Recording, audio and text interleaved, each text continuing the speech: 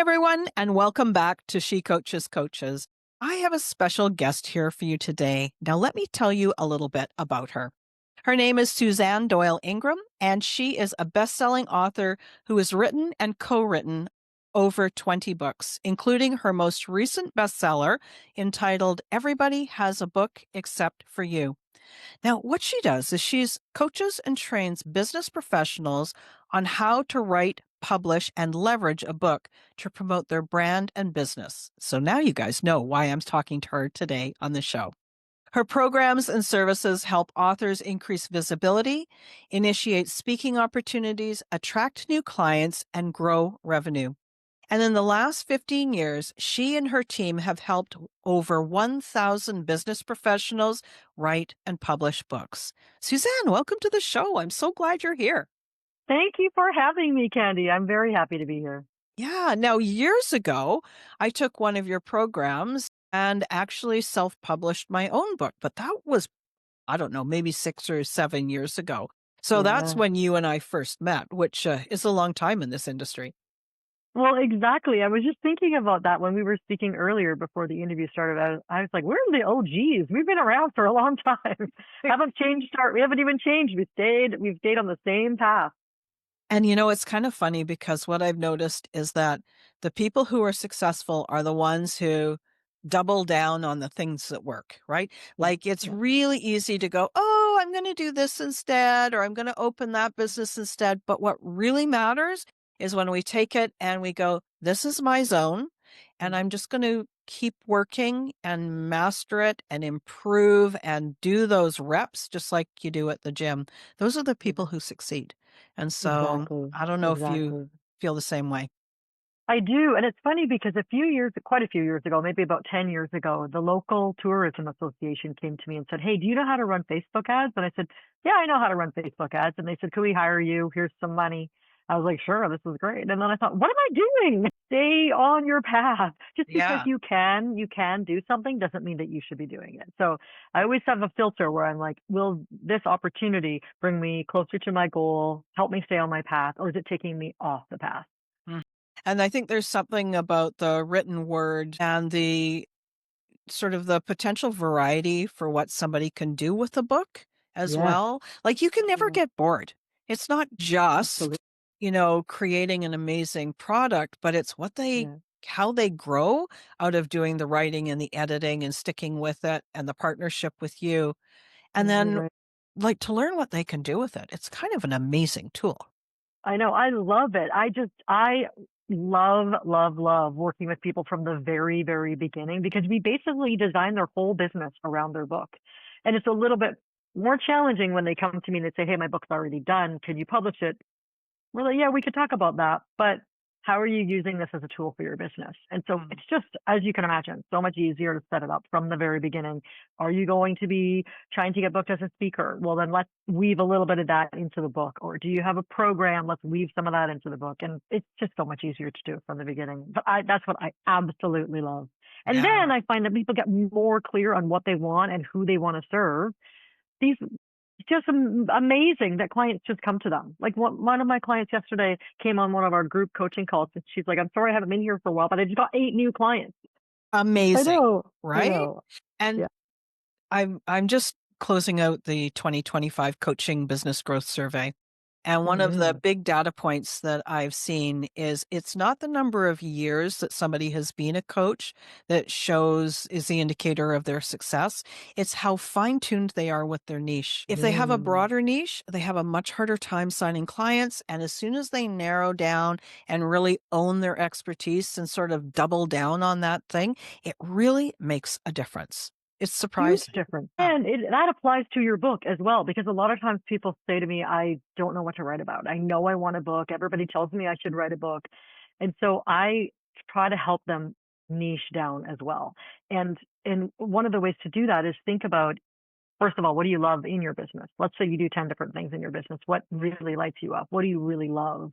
And what do a lot of people come to you for help with? So you're like, "Oh, I'm actually doing a lot of this and this and this, and I really love it." Okay, well, let's focus your book topic on that. Right. You Right. can't just write a broad leadership book anymore. There's so many of them. So, how did you get started here? How did you get started with helping people write and publish books?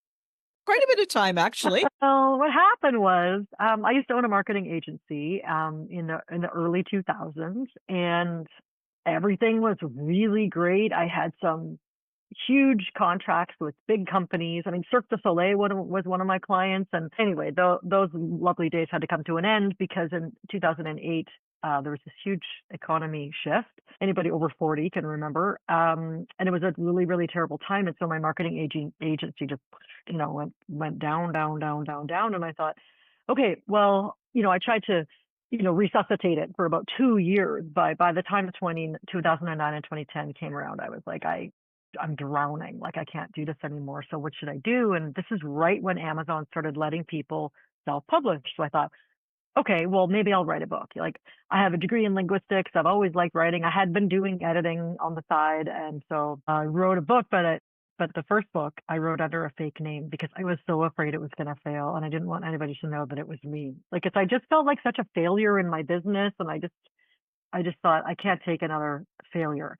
But the funny thing is because I knew about marketing and I knew about SEO and metadata just from my previous work, I was able to make it a bestseller on Amazon and started making money from book sales. And that's not really what I do anymore. But at the time, it was great. I mean, my first check from Amazon, I think, was like $1,200 or That's something. And I was like, amazing. yay, that's a Yeah. mortgage payment. Ooh, I'm rolling in it now. So then what I did was I had quite a few people just locally asking me, like, how did you write a book and how do you do that? And so I put on a local course, 1 day event. I just rented out the local, like, church basement type of thing for $25 or something and sold tickets to it.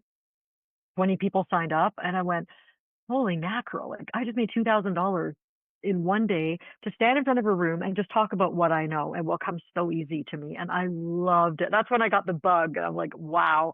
And that was 15 years ago. And that is Mhm. my expert author program that I still teach to this day Wow. because it works. Yeah. It's awesome. I love this because, not more than just a few minutes ago, you were saying how when you work with the authors, what do?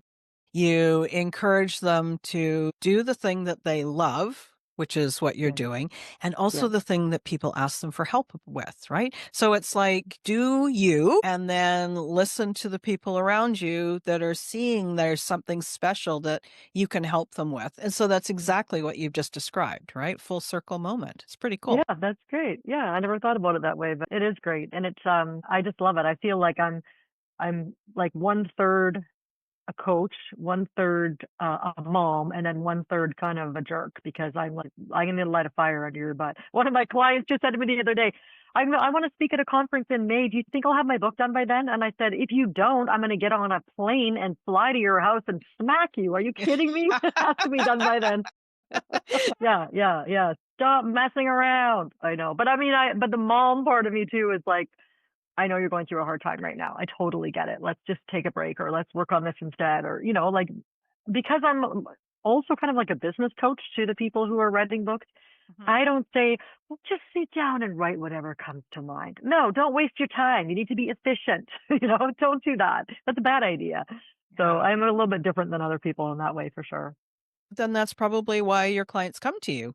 They're attracted to that. They want that Yeah. third version of you because they know Mhm. that that's the kind of partner that they need to create Mhm. the thing that they really want to create. Yeah. So I love this origin story about how you got started and also that it's super like just down to earth, right? And, so Yeah. any of the coaches that are listening to this, first, obviously check out Suzanne because she's amazing at what she does. But also for yourself, what is this thing that if you just rented out the local community center for an afternoon and you could just do a workshop on exactly the things that you know and love and you're good at, that might be an amazing business development approach for you. You don't Yes. have to do everything on Instagram. You could go back and just do old school human Yeah. marketing. Yes.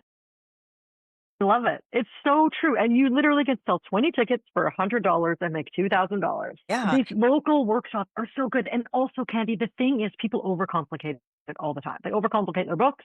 They overcomplicate everything. Oh, I got to build an online course. And it takes them like 3.5 years to do it. So when you're speaking in front of people, and let's say you're a social media person and you want to do a little 1 day course on that, you have to keep it so simple. So simple. Because my that day that I did that workshop, people were like, my brain is full. I can't handle it. Like they were so overwhelmed. And I was like, oh, easy. They said it's But not just easy for because me. you've done it so many times Yeah. doesn't mean that it's easy for them, Yeah, right? Yeah. exactly. That was something I had to learn early on for sure, that it's actually really insulting to say to someone, it's really easy because they're thinking, it's not easy for me?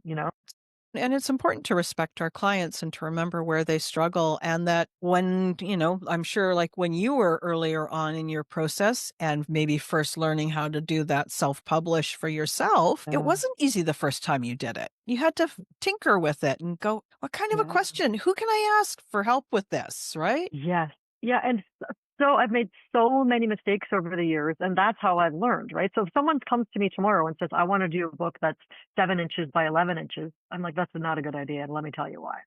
Right. Ask me how I know. I know Yeah. these things. This one was And a yeah, failure. This one yeah. was a failure.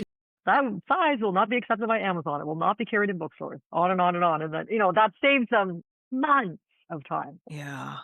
Yeah, I can imagine. Tell Mm. me a little bit about, so I know that we've got lots of different ways that we could go here, but for the person who is thinking of writing a book, what's the one most important thing for them to know about doing it? Hmm. Do I have to pick one? I would You have to say, pick one. You have to pick one to okay, start it with. the most important thing is to get really, really clear on your outline and write a very detailed outline. It will keep you on track. You can use that outline for so many things. So that outline, how detailed it is, like let's say you're going to have, just for easy math, 10 chapters, and then each chapter has 10 subpoints. Under each one of those subpoints, you say, what you want to say about it. There might be supporting information, there might be research, there might be a client story, that type of thing, right?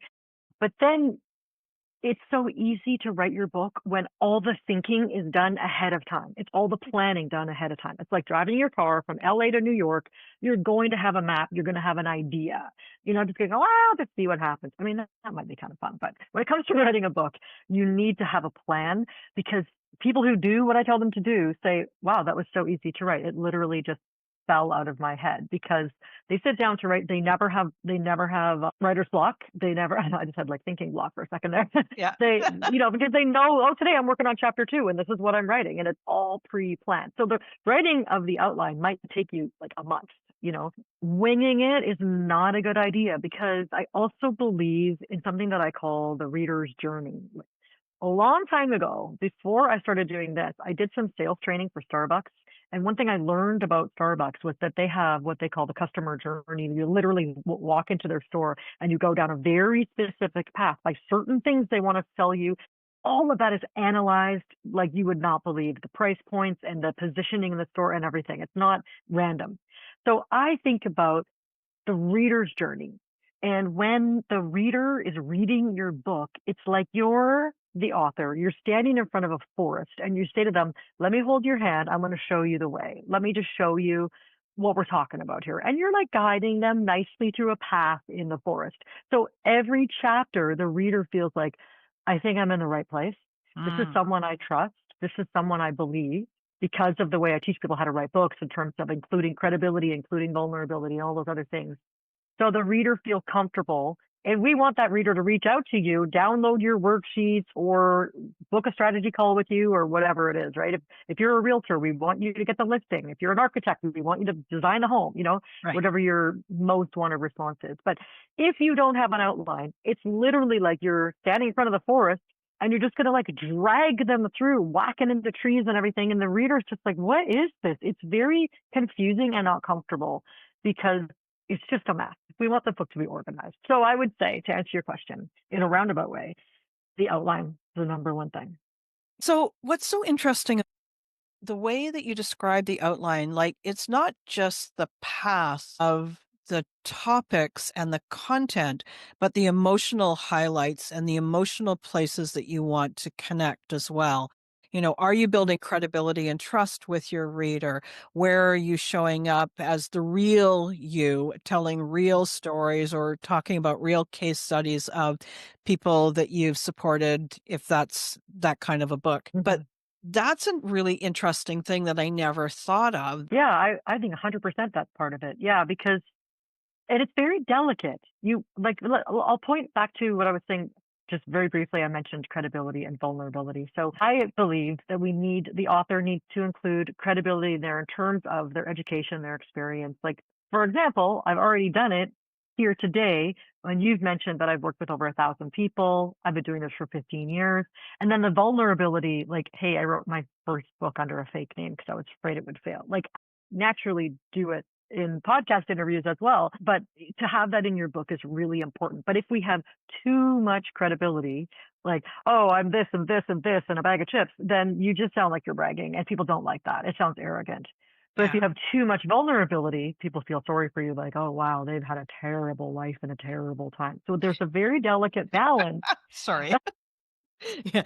It's walking that very fine line between, Yeah. do you want them Yeah. to think that you're a jerk or do you want them to Mhm. pity you? There's an in between. Somewhere in between. Yeah. Yeah, somewhere in between. Exactly. Yeah, but the beautiful thing is too about an outline that is so carefully crafted. And like I said, it could take a month. It's the most important thing. You can use that outline later if you want to think about how you want to structure your signature talk or your online course or your workshop. I mean, there's so much you can do with that. That could be, I have a workshop that I do sometimes called 37 Ways to Use Your Book as a Marketing Tool. And it's like, okay, let's go back to your outline. And then depending if people have worked with me or not, sometimes they're like, I don't have an outline. And I was like, oh dear. Yeah, yeah, that's not good. So let's talk about that now. I love the fact that that was one of the questions I was going to ask you. So, Ooh. what can people do with the book? And, specifically right now, we're talking about coaches, we're talking about consultants, people who are experts, and now they've transitioned into this new field and now they're growing their business. What can they do with their book? Why is it valuable? Yeah, the money's not in the book sales. The money is in the clients that you can get as a result of being a published author and using the book as a marketing tool. And if it's written well, like we just mentioned, positioning you as an authority in your industry. So don't focus on trying to sell books. And there's a few things I have to say right away. One is please don't ever post online, hey, can you buy my book? Just like, it's so embarrassing. It's so embarrassing. No, you don't need the $4 that badly. And if you did, then there's a whole other thing we need to talk about. But yeah, so don't like just be constantly, don't be known as the person's like, can you buy my book? Can you buy my book? Can you buy my book? We don't want to do that.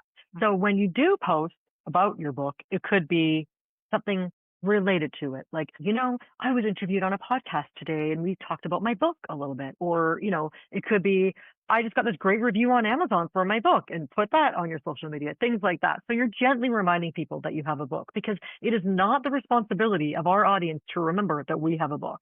I know it seems like, we've gone through so much to write this book and to publish it and we feel like we've been yelling it from the mountaintops. I had someone about a year ago send me a Facebook message and say, hey, quick question. Do you publish books? It's Interesting. literally all that I talk about all of the time. But Yeah. she can't remember if was it Suzanne or was it Sally or was it Sarah, somebody I know, whoever, right? So it Mhm. was a really good reminder. So there's the first thing that an author should do right now. If you're an author, you need to go and Google your name, write down the first 10 or 20 websites that come up. If they are websites like they should be, LinkedIn, Facebook, Instagram, different websites like that, where you have control over your bio, log in and make sure your bio says that you are a published author and the name of your book, or that you are a best-selling author and the name of your book. Because when I work with people and then they come to me 6 months after they launch their book, after I told them everything to do afterwards, and they say, can you help me with my marketing? And I look at their LinkedIn and it doesn't have the picture of the book on their cover. It Yeah. doesn't have published author or best-selling author anywhere on LinkedIn. When you scroll down on LinkedIn on your own page, there's a little edit button and you can add it under publications. There's so many free and easy things you can do with your book that people just don't do. And I'm like, our target audience are not mind readers. You have to gently tell them. And the visual representation of having your book cover on your Facebook page, on your LinkedIn page, and on your website, for crying out loud. And don't make it complicated. Just link to Amazon. Let Amazon deal with the money and everything else. Don't just try to sell it yourself to make an extra $7, because that means you literally have to go and mail it. Like, no, thank you. Yeah, You don't want to do that. So, exactly. and then I also think a lot of authors get enticed by guru tactics. So for example, I really like a book funnel, a very simple book funnel. And what I mean by that is it's a standalone website where you offer your book. A lot of the big guys like Frank Kern and Russell Brunson, they do like free plus shipping. So like, I'm going to give you a free copy of my book and I just need you to pay for shipping. Yeah. Now, what's good about that is that you do get the person's name and email address, whereas you don't get that on Amazon when someone buys your book on Amazon. So, then you send them to a thank you page and then you upsell them something, or it could be just simple, like book a strategy call with me. It could Yeah. be, it could be really simple. But yeah, like I said before, you could make your book into a workshop, or you can make your book into an online course very simply. I just believe that good enough is good enough. And even my expert author program, some of the modules are so old. And my business coach actually took my course, and I said to him, "Oh, Craig, I'm so embarrassed. I need to re-record everything because some of them are so old." And then he took the course and he goes, "It's perfectly fine. You do look 7 years younger in that one particular video," but he's like, "It's the same information. Like, who cares, right?" Because, you don't want one more thing on your list, on your to-do list. But yeah, there are another beautiful thing you could do is get booked on podcasts. And you don't have to be pitching saying, "I have a book, you should interview me about my book because it's the greatest book that's ever been written in the entire world and I'm great." So no, you choose a topic from your book so that you can say, "I wrote a book about whatever, how coaches can increase their revenue. And by the way, I'm a published author. I'm the author of such and such book." It really gives you that place where, you've got enough skin in the game. If you've put the energy into writing a good book that's well planned, then it's like, I didn't just come up with this idea out of thin air. I've actually been working this idea. I have enough Mhm. expertise to write something and put it on paper and then offer it. So I think Yes. that helps a lot because as a podcast host, I get a ton of people who pitch me. I don't know, I'll say between 5 and 10 a week. They wanna be on my show. Some of them have a book, some of them just like, "I have this program," but most of the time, I have no idea if they actually know what they're talking about, and Yeah. so there's gotta be a reason, like, there has to be a value to the listener for me to Mhm. wanna have that conversation, right? Mm. So, if you've got a book that you've planned well, you've had guidance in creating and publishing, it shows me that you've actually, you've done some reps with this. Like this matters to you. So now Mhm. we could have a good conversation with it. So, Yes, and also you can go to Amazon and check out their book, make sure it's professional. You can look at their reviews or what people are saying.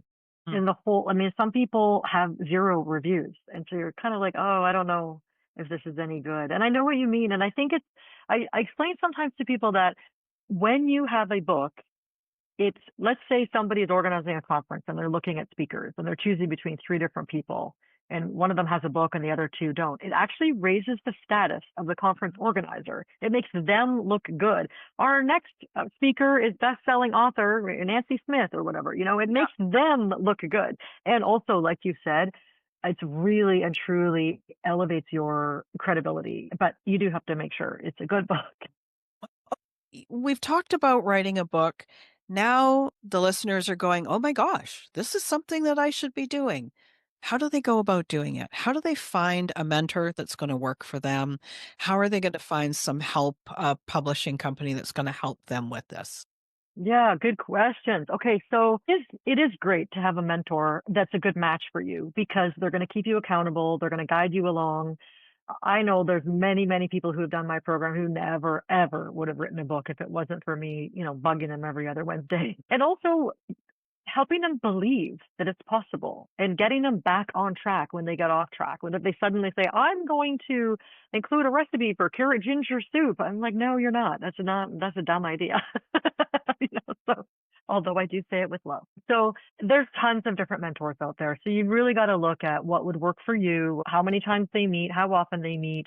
I used to offer like 4 coaching calls a week, but people didn't come. Nobody needs that many calls. You need to buckle down and write your book and then Mhm. pop up every now and then to ask questions or say like, what do I do about citations? Or, like questions that come up. If you're doing it all by yourself, it's so much more difficult and takes so much longer. And then in terms of publishing, there's really 3 different routes. If you imagine like a horizontal line, on one end you've got traditional publishing, on the other end you've got self-publishing, and then in the middle there's a bunch of hybrid publishing companies, which is kind of like what I do, right? So the traditional publishing route takes a very, very long time. It can be good for credibility, but I think people mistakenly believe that they're just going to sit around in a chateau and eat bonbons, and the publishing company is going to just sell a million books for them. But it doesn't really work that way. You still have to do tons of marketing yourself. And also, they probably won't really look at you unless you have at least a million followers on social media because they want a slam dunk. They want to know all they got to do is get you to post it, and then everybody makes money. Traditional publishing, you need an agent. It's really long. It takes a long time, and you don't really make any money because they're going to want to make money from the book sales to pay themselves back for the cover design and the editing and everything they did. So on the other end, you've got self-publishing, which is a great option if you have a very, very limited budget and you want to learn. I'm actually just about to put together a self-publishing course with one of my business partners, but because we know from experience sometimes there are people who can't afford our packages and they try to do it all themselves. So that brings me to the middle hybrid publishing, like what I do. And so it's like kind of like a concierge business where we just take care of everything for you. But it's all done on the back end in the author's name. So we get them to open an account on the back end of Amazon. So when they sell books on Amazon, Amazon prints a copy and ships it to the customer, and then the author gets paid directly from Amazon. Yeah. So I would rather charge a fee for our services, professional editing. Let me just say what you're going to need. You're going to need professional editing of the manuscript once it's totally done. It has to be totally done, or else your editing bill will be very, very expensive if you go back and forth with your editor for 6 months. So the editing, and then you need somebody to do the typesetting and somebody to do the cover design. And those are 2 different people. And it's not your web designer. And it is not the guy who made the magnets for the side of your car. It has to be a proper cover designer and a trained typesetter for the interior of your book. And then you're going to need a paperback, maybe a hardcover, and an EPUB for a Kindle version. Lots of people want to do audio nowadays, so Mhm. you need to figure out how you're going to arrange that with a recording studio and everything else. And that, I mean, you could try using something like, one of these, but Mhm. um, but then it's like your bit rate and everything has to be just right. So there's a lot to it. So that's why we help people with that. People that are busy running their businesses, they write their book, and then we just take care of it. And it's very collaborative. We work with them on their book covers and the whole deal. And I love it, and I totally respect that it's not for everyone. Some people really do love to do it on their own and to be really involved in the process. But for the most part, our clients usually are just busy with their businesses and they want to have a book that positions them as an authority that's very professional. Like it's just like you always want to be positioned as the authority, even if you don't feel like it. It's okay. And in my contracts, I always say my job is to protect you and make you look good. So that's what Yeah. we're gonna do. And Yeah. also, so that you're saving a lot of time and energy for your clients as well. Like Yeah. for them to figure out a lot of that stuff on their own and then not even know if they've made a mistake or if it is properly done. You could spend days and months trying to figure Yeah. this out. Or you could just get the work done, Mhm. do what you need to do, get the support, and then you're ready to go and be a guest on a podcast, deliver a workshop based on a portion of your book, Mhm. have a speaking engagement. Like, it's way better use of the professional's time to do something like that. Yeah, and when you're choosing a publisher, check their references. Look at their previous books. Like there's some people out there now that are forming publishing branches of their companies, like influencers, for example. And I had someone last year that went with one of those organizations, and I said, send me your interior file. Let me see what it looks like. And it was really bad. Oh, And she had to pay us to fix everything. oh, We are wow. in the fixing business as well. We fix a lot of stuff. But So the reason I say that is don't be swayed by like the bright lights and, BS testimonials that might not even be true, and just actually like see if you can even call some of their previous clients and look at their testimonials and look on Amazon and look at the books, see how Mhm. many reviews there are and all that kind of stuff. Yeah. Because it's your hard-earned money, and you want to make sure you go with somebody who's going to take care of you. Yeah, I think that's the bottom line right there. Somebody. Mm. How can people find out more about you? And I know that you have a free gift that you are offering to the people as well. Yes. If you don't mind, if there's anybody listening who's interested in thinking about writing a book, I have what I call a secret podcast, and it's called the Authority Book Secret Podcast. And I think, Candy, you can put the link down below. It's just 10 episodes. They're pretty short and sweet and to the point on exactly what you need to do to, figure out a topic and how to write your outline and all the rest of it, how to get started. And it's totally free, and that can help you get started writing your book. Well, that is awesome. Thank you, Suzanne. Thank you. And thank you for inviting me today. I love to talk about my work, as you can tell. Thank you very much. All right, everyone. Thanks a lot. And come and listen to the next episode. I'm looking forward to seeing you again.